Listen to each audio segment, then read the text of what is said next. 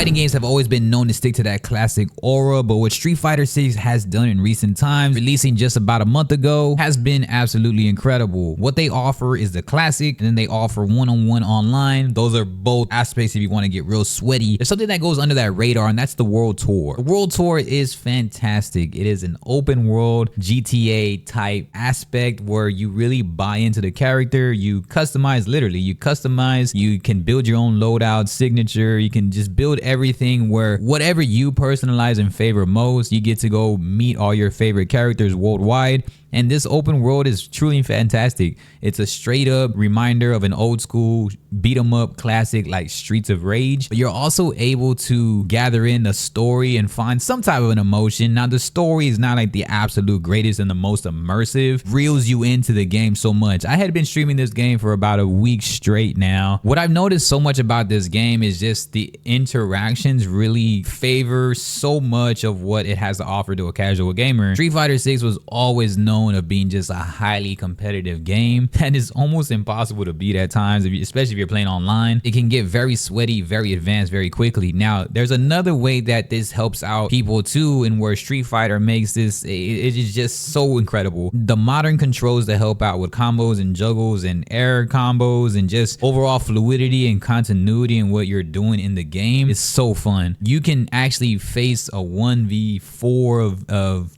all types of characters, AI characters, and this is an offline mode. You can do World Tour and offline, and this World Tour is just a very fun open world RPG. You get to see everybody's levels. You get to get all these types of foods and energy drinks and gear, and you can shop and you meet people, you do side missions. It keeps you very, very busy, and there's tournaments, there's just meeting all types of just like hooligans and thugs, and makes it very, very, to a point, it makes it very relatable, is as if you were in the streets and you were still learning your martial arts and you're trying to gain aspects and gain insights and learn and take notes, but also put that notes to action. And there's a lot of repetition and replayability, like repetition in a good way, and replayability that helps you out really gain and understand your character. What Street Fighter 6 has done is super, super amazing, which is still weird because as I was live streaming, I had people come across my gameplay and they're just like, what game are you playing? What game are you playing? And I'm like, it's World Tour. Like this is a dope game. Like you have to buy into this game. What I feel like this is just one of the underrated gems, because Street Fighter was seen so much as that classic aura like Mortal Kombat brings, you know, just the towers and the championship and the tournaments and just competitive nature in general. But what World Tour has done is that can open up a massive audience to really just play and have fun and buy into the character. And it's so cool because while you're running around, you can do all your specials, you can do everything that really you learn as signatures. You can set up and customize all your signature. You can literally run around and just do any types of kicks and, you know, just anything, you know, learning Ryu's moves and learning Ken's moves, Chun-Li's moves. And these are characters that are very, very much known in Street Fighter, of course. And so the World Tour is just awesome. I was very shocked by it. I had bought it genuinely as a filler for Mortal Kombat, but now after playing this game for at least a week straight now, a few hours into it each day, so you total that, it's probably about like 14, 15 hours now. I'm just like, man, this is so fun. Even in the times where you're getting your ass kicked, it's like, yeah, man, I'm enjoying this game. This is really a good time. And I had to give props to what Street Fighter has done as an open world. I hope a lot of fighting games that don't really have, or at least have stories, but don't give us too much in-depth story, I hope that they can really buy into this, right? This is like the NBA 2K career. This is like